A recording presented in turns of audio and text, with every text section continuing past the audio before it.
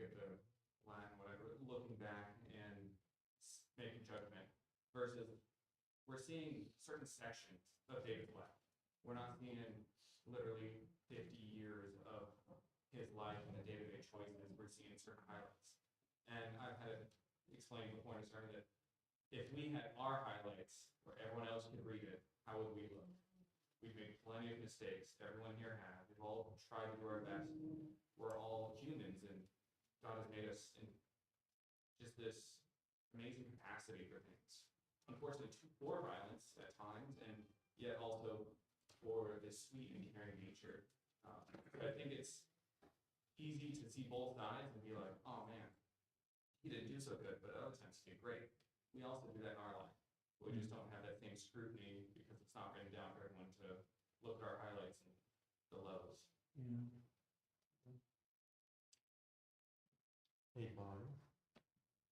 We know Paul, I think it was in Romans, said there's no one righteous, not one. And so even David, being a man of God's own heart, is not righteous. And the argument from like the atheists, they're always like, why does God let bad things happen to good people? Well, there is no good people. So that doesn't hold any weight. Mm-hmm. But we see in David's, in the Psalms, God exalts the humble. We see that repeated. We see it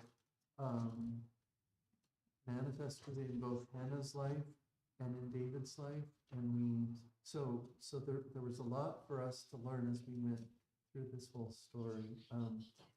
And we see God, Frank. I think it's interesting too here, like verse 18 following, the drama of David's life is revealed to us. There were ups and downs, and in verse 21, that the Lord saved him is a preview of what he has done for us. We have ups and downs, and none of us are good. There's only one that's good. Right. I think David tells us that there's only one rock that we can depend on, that's God. Mm. And God saved him. Mm. So God will save us too. And David saw that. It wasn't like he was living in a blind. He had a lot of people telling him he was wrong. People told him all sorts of things. Mm. In the end, God was who he and rescued him. Yeah. Even though he was the drama queen. Mm. We're out of time. That went quick, faster than I was expecting. Yes. So in the end, the book ends really abruptly, I thought. I found it really kind of, the way it ended was like, wait, what's next?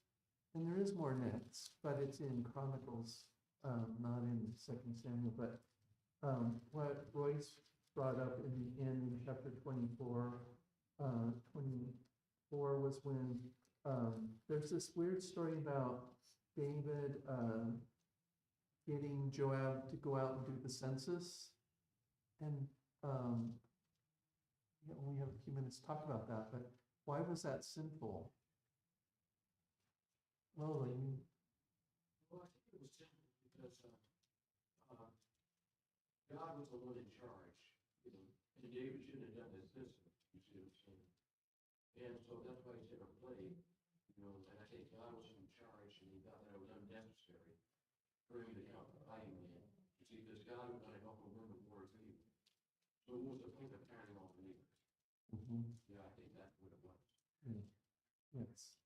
Yes, it was not the humble David. It was the prideful David.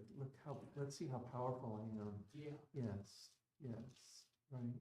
And even Joab told him it's a bad idea. Even Joab. Yeah. So there were three choices. Do you remember what the three choices where, that God gave him to face his punishment.